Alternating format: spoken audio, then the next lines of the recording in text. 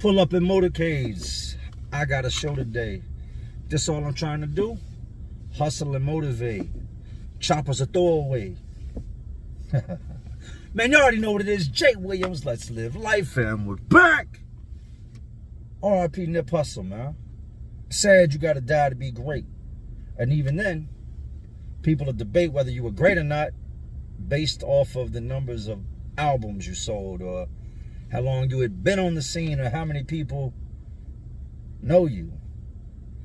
When the sad and honest truth is, there's a lot of greatness in this world that will never be discovered. We will only start to see it at the moment that somebody dies. And there's so many great people in this world that will never even be recognized. Bars. So today, man, I'm going to give y'all some of the things I learned from my time incarcerated. Y'all have heard a lot of the stories, a lot of different characters, a lot of different events, things that unfolded along the way. But this has all ultimately led me to becoming who I am today. I am able to say and proud to say I am a better person because of the time I did, because of my incarceration. I'm a better person for being stripped of the things that I took for granted. I look around me at the trees, the birds, the fresh air, the cars, the options in life, the luxuries, and I took it all for granted. My loved ones, kids, family, I took it all for granted. And in doing that, it cost me a large portion of my life. Being behind the wall, behind the fence, and a cell, I'm no stranger to that. Standing in penitentiary chow hall lines and getting trays and sitting at a table with men that have killed people, I'm no stranger to that. Being a good guy, a productive member of society, an upstanding citizen, helping others, this is something that's new to me. But it's also something that I've come to learn I'm very good at doing. I am not the person that I once portrayed myself to be to the world. I'm not a monster. I'm not a gangster. I'm not a savage. I'm not a tough guy. I'm a father. I'm a human being. I'm a man. I'm a person that tries to help others. And I owe that to the time I spent locked up. In losing things, you come to realize how much you need them. In losing things, you come to realize their value. Like Jay said, you know the price of everything but the value of nothing. You figure out that. So with all that being said, let's get into some of the most valuable lessons of things I learned while locked up. You know how to see it. You know how to live it. So let's relive. Friends. How many of us have them? I don't even like Houdini. Growing up, you don't really choose your friends. Your friends choose you. Where you live at plays a major part in who your friends are going to be. Your status, are you a rich kid, middle class, poor, that's going to determine who your friends are going to be. Now, I've seen comments in the past, oh, you try to act black, you try to act this way, you try to act that way. I grew up a certain way. I didn't grow up in the nice household with the nice everything. You know what I mean? We grew up with less. We always had what we needed. Mom made sure we had what we needed. But we didn't always have what we wanted. Those were luxuries. We lived differently than other families. So for a rich kid, he's going to go outside in his neighborhood at 10, 11, 12 years old with kids that his parents already have college funds. Plans of them going to college. His parents may have went to college. When you grow up poor, you go outside and your friends are a reflection of the neighborhood. You got friends that got, well, I know I had friends that had parents that were full-blown drug addicts. Parents that were alcoholics, and they were abused kids. We didn't have the nicest of everything. We were poor. Going into my teen years, it would be the same exact thing. And like I said, You don't choose your friends choose you. The neighborhood you live in, the people that you're around on a day-to-day basis are the people that you flock to. You don't see poor people and rich kids, poor and rich kids just hanging out. You really don't. You might meet a kid that's got more and go over and hang out at his house, but then when you head back to your neighborhood, it's just you and your homeboys. My idea of what friends were has changed so much along the course of my life. There was a point when I would have laid down my life for what I called my friends. I did bids, several different bids, behind being at the wrong place at the wrong time and getting snatched up. Never said a word. Sit in jail, sit in detention center until I go to court. They don't have no evidence to convict me because I was just there. And then I end up coming home. So my name in the streets, it grew. My reputation grew. There was nobody I couldn't mess with when it came to the drug game, when it came to crime. They knew, all right, he's going to hold water. Every time he gets locked up, he don't never get to go free. He always gets locked up. That sends a message to everybody that in our lifestyle, in our world, in a world where crime is very normal, I'm someone that can be trusted. I didn't know back then that some of the guys I considered to be friends, moving forward in life after decades of knowing these people, would go on to be my biggest enemies. Somebody said something on a live earlier I was watching, and I agree with it so much, and I knew it, I just didn't know how to word it. He said, your friends are the worst enemies to have because your friends know personal things about you and what to say to really get at you. And that ties right into something I've said time and time again, that if you look at your enemies, a lot of times what you're seeing are people that were once your friends. Most of your enemies started out as your friends, right? Prior to going to prison, I had a squad of dudes I hung with, but only a select few that I was really, really close with. Now, I had a big group of guys who were all into the same thing. We all sold drugs. We did this, we did that. We kept heat on us. We lived that life. But I had a couple guys that were my everyday dudes. Them other dudes are just dudes I swing through, sit on the stoop with and drink with. Might jump in the car with here and there, or meet up at a house party, or be out on the block with. But these other dudes were dudes that I was with day in and day out. Now, all them dudes are gone. Except one, Philly.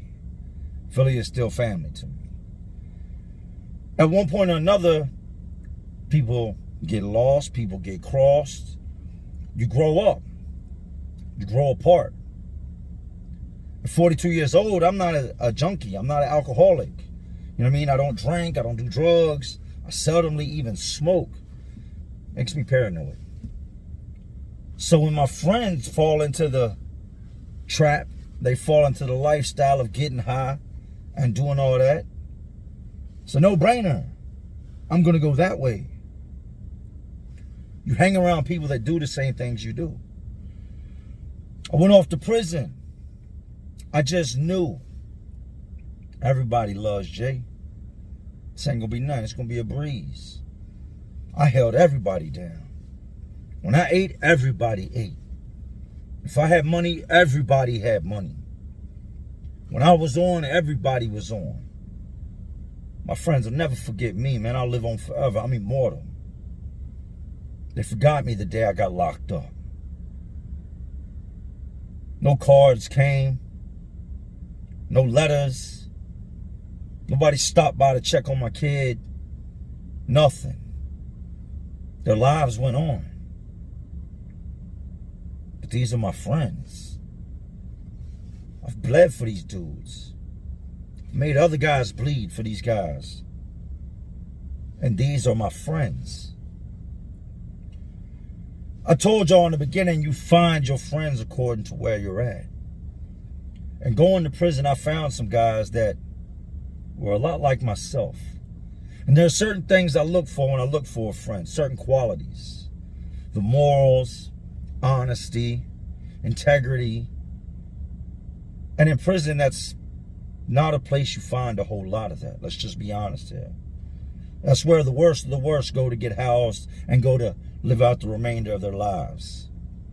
But I did find guys in there. But before finding these guys and truly realizing what a friend was, I got tricked so many times. Even starting as a juvenile detention center, when fights would pop off and I would have dudes in my ear. Go ahead, Jay. Look off on him. Don't even worry about his homeboys and them. We got you. We got you.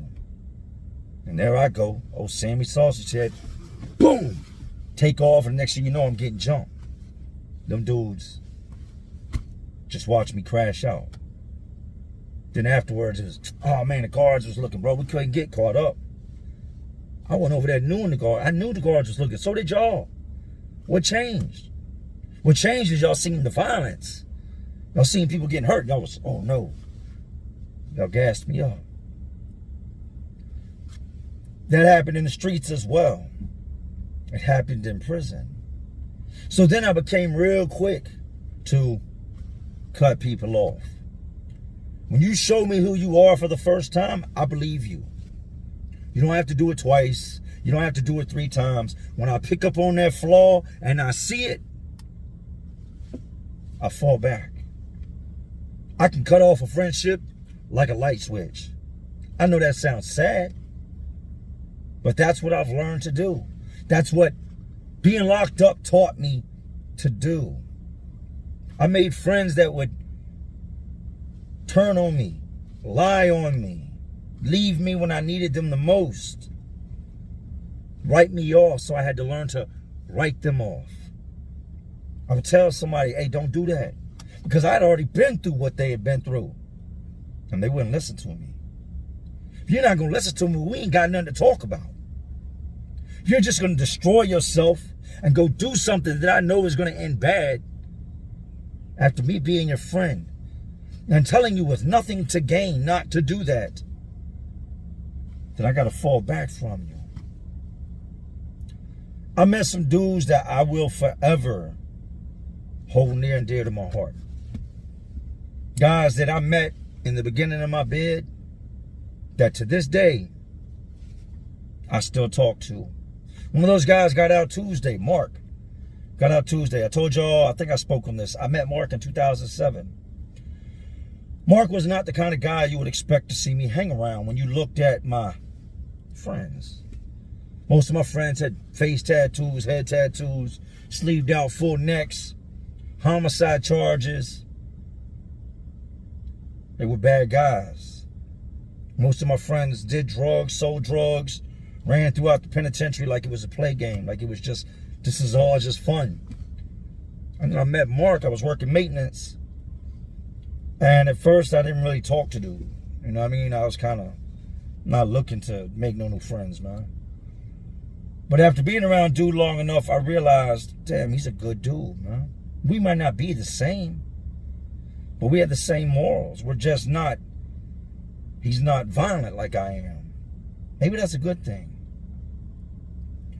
Mark got out Tuesday after 19 years, man. He starts work Monday. He got out Tuesday, and Wednesday he went and got his license. That shit still blows my mind. That within 24 hours of his release, he went and got a driver's license, worked on his truck somebody gave him. I just got off the phone with him. He's still messing with it, trying to get it right so he can get to work Monday. Jacob Aquino, somebody I went to high school with, somebody I was in the detention center with. We never really mingled a whole bunch. He was from one neighborhood, I was from another. We seen each other, we both knew who each other was. We were very similar in looks, very similar lifestyle, very similar upbringing. This would be somebody that I went on to become very good friends with, someone I'm friends with to this day. I had dudes do me dirty. When I mean do me dirty, like don't give a shit what happens to me. Run off owing somebody some money, and before they leave, tell the person, you know I'm good for it. And if anything ever happens, you know Jay got me. Boom. A person runs off or gets jammed up on something. Now I got people approaching me talking about some, hey, such and such said you was going to pay that money. What? Who said what? So now I'm in here scuffling, fighting with another man, sometimes twice my size, behind a lie my friend told. Let's sum this up. Prison taught me that when you do pick your friends, as you get older, your friends no longer pick you. You have an option to pick your friends. You make sure that you pick the right friends. You set boundaries. You look for certain things in people. And when that flaw pops up that you just can't agree with, fall back. Don't be afraid to cut people off. Because sometimes you holding on to somebody can be your downfall. We put our loyalty in all the wrong places.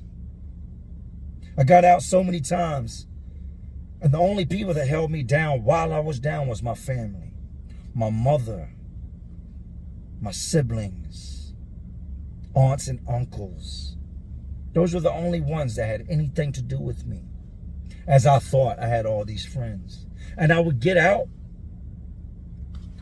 and run right past them and back to the block to my friends that forgot about me.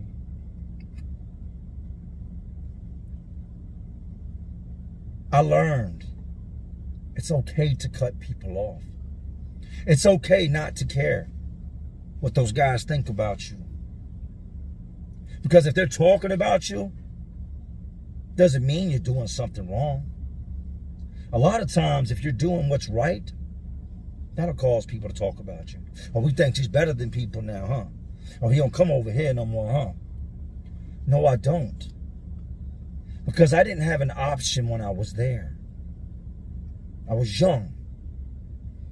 Now that I have the option of where I am, why would I be over there? Especially after y'all have betrayed me time and time again. And knowing that the only reason we are friends or associate is because we're both caught up in the madness. And you really don't care about me. You don't. I can quickly just become something to eat. In due time, you will come take it. So the less friends you have, the better. Surround yourself with 10 people, and you're all poor. 2 or 3 of y'all make it out and start to live a better life. Bring those same people back around you that are poor. And see how long you last. See how long it takes before they turn on you or try to take what you have. Prison taught me not to trust anybody until I fully know they can be trusted. And the only way I know they can be trusted is through time. Events, situations. People's word these days is nothing. Guys will lie to you just as quick as they'll tell you their name.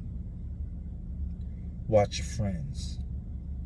I bear scars to show you what friends mean, what friends can get you. I have Bible verses tattooed on me, scriptures that speak on friends. That's going to be my first thing, man. Being locked up taught me to really value the ones I should value. And to not be so quick to call somebody a friend. Shut up. Just shut up. That's something else I learned. If you're always busy doing this, you're not listening. God gave you 2 ears and 1 mouth for a reason. You know, I went through spells, and I picked this up from, first it was a guy I met in the jail.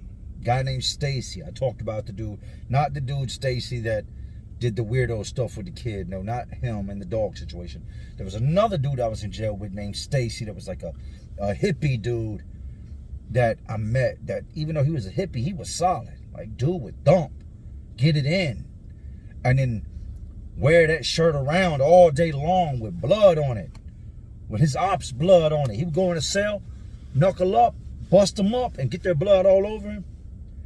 Avoid the guards, but walk around the other inmates and let them see that bloody shirt. Stacy would take these vows of silence, right? It was the weirdest shit I'd ever seen. Where 30, 60, 90 days, he would not say a single word. Wouldn't say a word. He would just sit and observe. Had a little wristband, just like another dude I knew named Solo used to do. Had a wristband that he made out of some tape and some paper that said, I have taken a vow of silence and will not speak again until such and such date. And if you tried talking to him, he would put his hand out and let you read the wristband. First time I read the wristband, I thought this man was crazy. Now, this man needs to be medicated. He's not talking. Why you ain't talking? And then he would grab his little pad or paper and scribble down what he had to say.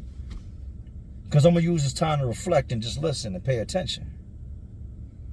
We get busy. We get caught up in things so much sometimes that we don't stop to actually pay attention to the ones we got around us, to the situations, to our environment, to what's coming, to the dangers that lie ahead, to the situations that we're putting ourselves in because we're so busy running our mouths. I went off to prison, found myself in trouble time and time again. Fight after fight, win some, lose some, knotted up, black eyes. Gotta walk around bruised up, knowing I lost. Yeah, I fought, but damn, I lost. I gave it everything I had and I lost, man. And to everybody else, they look at me like, damn, he went in there. But inside, my pride is hurt because I lost. A lot of that could have been avoided had I just shut up and listened. Sometimes we open our mouths when we shouldn't. We chime in on things that ain't got nothing to do with us. Most of the people watching right now have at one point or another said something that they had no business saying that landed them in hot water. I was famous for that. I remember I just come off of a serious fight. Like this fight had happened maybe 2 or 3 days prior to what I'm about to tell you happening. And me and this dude get into it. We go in a cell and it was a bad fight. Like I hit this dude with everything I had. And I'm not kidding you. It was like punching a brick wall. I hit this dude, it would hurt my hand. I ended up fracturing, it was called a boxer's fracture on my right hand from hitting him in the top of his head. We went at it. And in the days to follow, I had a boxer's fracture. I couldn't fight. There's no way I could use my right hand. Dudes are talking shit. And I'm what? I'm entertaining it. I am now about to restart this fight because I'm listening and entertaining what everybody's saying. Then sitting in my cell one night, I got to thinking, why are these dudes coming to me telling me what this person's saying and that person's saying? Because they want this to happen. They're bidding off me. They think I'm a dummy. They're egging it on. And here I am running my mouth, don't know when to shut up. So I chose to be quiet. And I want to say it was like the next 30 days I didn't speak. I did the same thing. I wrote on a piece of paper, taking a vow of silence until such and such date, not going to say anything. And I would show that piece of paper to people, and they looked at me crazy like I did Stacy. They looked at me crazy like I did with Solo. When those 30 days had passed, I learned so much in just observing, being quiet, not speaking. When those 30 days had passed, 80% of the people that I once was around, I no longer wanted to be around. Because in just falling back and being quiet, they revealed themselves. I saw who they really were when I wasn't busy running my mouth. When listening Like truly listening to what people are saying and not thinking about what you're going to say next. Because when you're thinking about what you're going to say next as this man is talking, you're not really hearing him. So when you just sit and listen, observe, you really start to find a lot out. Prison taught me that. That's something I'm glad I know how to do now. I'm quick to be quiet, quick to listen and observe. I can see situations unfolding in front of me before they happen. I can see the danger. I can see the evil. I can see people's intentions. And all that comes from observation. If you're busy talking, you're not paying attention. Pay attention. So many people in the graveyard right now, if you could dig them up and ask them, what happened? I wasn't paying attention. All the signs were there. I wasn't listening. And what happened? Well, I'm here now. I pray that I die in my bed as an old man. Not a victim to some type of stupidity, somebody's plot, somebody's jealousy. And day in and day out, I pay attention. I listen. I watch my surroundings. I watch the habits of others. And I listen to the things people say. You ever had something happen to you in life, and then after it happened, you're like, man, all the signs were there. I remember when this happened, or this was said, or this person said that, or I saw this, and then you kind of put all the puzzle pieces together, and it made clear sense that it was coming. You didn't pay attention. And that's why you ended up in the middle of the storm that you ended up in. Prison taught me to pay attention. It taught me what to look out for. And it taught me to shut up and listen. For that, I will forever be grateful. I think that has gotten me to the point of where I'm at today. There's so many things people try to get me to speak on. So many things people try to drag me into. And you know what I do rather than speak? I listen. I watch it play out. I watch people crumble. I watch YouTube careers fall apart. I watch people get hurt. I watch people go from being this to being that. Because they didn't listen. They just reacted. Me, I watch. I listen. And I don't speak unless I've truly got something to talk about or something to speak on. You ain't got to just talk to talk. You know, so many people just talk to talk. Like they love to hear themselves talk. All day.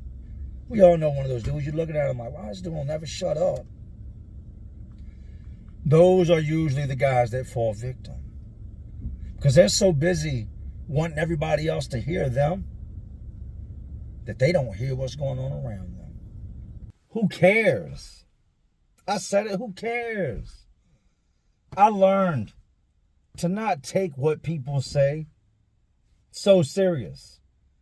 I tell y'all all the time, to anybody watching that aspires to be a YouTuber or wants to do something on a constant basis on social media, you have got to have thick skin. People are going to run their mouths. People are going to say things. People are going to try to make a name off of you. Some guys just love to talk. I can't tell you how many guys I've seen make a video revolving around me. Oh, how sweet. You got me in your mouth again. Prison taught me that people are going to talk no matter what. For a lot of these guys, the talk is a scare tactic. It's a way of winning a fight, winning a war without ever putting these up. Don't take everything you hear or something somebody says to heart. For the longest time, I was real big on respect. You're going to respect me. Watch how you talk to me. You're not going to talk to me like that. I traveled a long, long, hard road because I cared so much what others said and what others thought.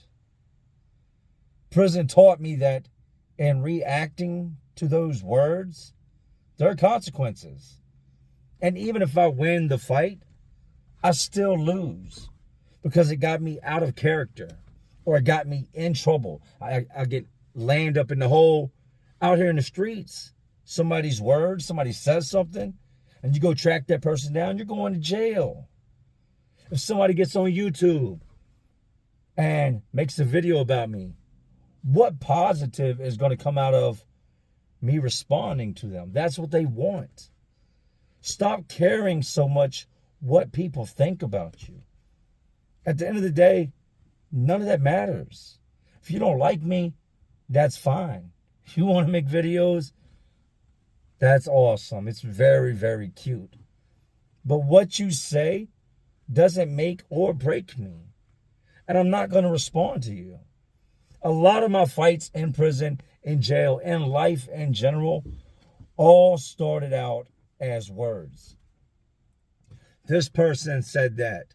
This person said this. So now I feel the need to react. I learned later on in my bid that if you're running your mouth, all you're doing is running your mouth. Put your hands on me, and it's a whole different situation. There was a time in the streets when I couldn't let things go. I would ponder, even with YouTube, in the very beginning, if somebody would say something I didn't like or I didn't agree with about me, my channel, something I said, these things would keep me up at night. Oh, they would bother me. And then I come to realize what I already knew, what prison taught me. They're just words. They hold no weight, no effect. They don't harm me in any way. And the only way it can harm me is if I react to it. Every action doesn't call for a reaction. Like I said, with these guys that make videos on me, guys that make videos on other YouTubers, they're looking for a reaction. Don't give it to them. Stop concerning yourself so much with what others have to say or with what they think about you. Of course, I want people to like me. Of course, I want people to talk about me in a positive manner. But if they don't, so what? It's not going to make or break me. It's not going to change the amount of money I make. It's not going to change anything in my life unless I allow it to. How many of y'all have gotten into a fight or disagreement or an argument all because of something somebody said? Like I said, who cares? There's a time and a place for everything. To the man that runs his mouth about the next man all day long, that's sucker shit. That's clown shit. I live in your head rent-free. You watch all my videos, and then you go make a response video to my video. And to me, you're nobody. And your biggest highlight in life, your biggest moment, your break, you're praying for that break to come, that me dropping a video with your name in it. Prison taught me not to do that, not to care what you've got to say. Not to say your opinion doesn't matter. But if you're saying something I know isn't true, or you're bashing my name, or you're just negative, then guess what? Your opinion doesn't matter. Miserable people will project their misery on others. I've got guys that dislike me that have never met me, never spoken to me a day in their life, think they know everything about me, and they know absolutely nothing. You can run your mouth all you want. Run up on me and make it to where I have to defend myself, and within the law, I can react, and then we have a different situation. But as long as you're just running your mouth, they're just words. Nouns, verbs, adjectives, pronouns, they're just words. And if you think you can threaten me, scare me, you can win a war with me by running your mouth, think that. Think that your words have that much power over me. I'll let you believe that. But just remember this. As you're thinking about me and you're talking bad about me and you're waiting on a response from me and you're making videos about me and you're talking to this person and that person and this person and that person, I'm happy. The moment I react to you, you start to steal my peace. You get me out of my square. You take me away from being who I am. Prison taught me ultimately, to sum all this up, it taught me who I really am. And I'm not that person that I once was. In no way, shape, or form. I will forever be Jay. There will forever be things that I cannot change about myself. But I've come to understand that I have control, not only of my life, but of my destiny. The things I do today can greatly affect tomorrow. The things I say on this camera, and a snap of a finger, could destroy my career. I love what I do. And my daytime job of construction, at one point, it was so stressful. And you know what it was? It was guys running their mouth. It was the gossiping, the bickering, the back and forth that made it not such a great thing. I eliminated that, got that away from me. And without all the mouth running and opinions and this and that, everything went back to normal and I'm happy. With YouTube, I absolutely love what I do with YouTube. If I had it my way, I would make video after video after video all day long. But as y'all know, I work for a living. And I enjoy both of my jobs. I enjoy when I'm swinging that hammer, or I've got that framing gun in my hand, or I'm doing tile, or I'm plumbing or electrical. I enjoy that. And I absolutely love the moment that this camera comes on, because I know I'm reaching people. So I hope y'all enjoyed today's video. Run it back, watch it again. There's a lot you can learn. We need to do more of these. Prison doesn't have to be a bad thing. Is it a bad thing? Yes. But you are sent there for a reason. You're sent there because you broke the law, you did something that is unacceptable, and you must pay for your crimes. To the guys watching, learn your lesson. Learn through me. And if you don't like me and there's other channels you like, go watch them. Just listen to what we have to say. For some of us, we truly do care. I truly do care. For the people that know me in my everyday life, for the people that know me off of this camera, they will tell you, I care about others. I know that my words have an impact. I know that my words can change the outcome of somebody else's life. Pay attention to the things I say. Run it back. Share it with a friend. Like, subscribe. But most importantly, aside from all of that, catch the message that I'm putting out there. Prison, it did save me. I can say I did not think I would live to see 21. Never in my wildest dreams did I imagine that I would make it to 42 years old. And not only make it to 42 years old, but be happy at 42 years old.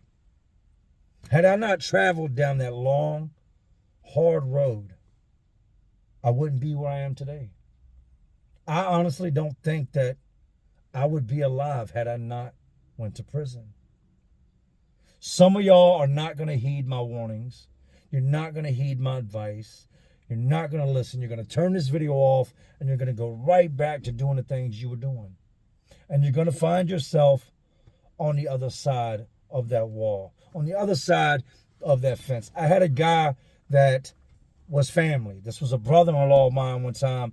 And when I came home from prison, he said, how did you do 10 years, man?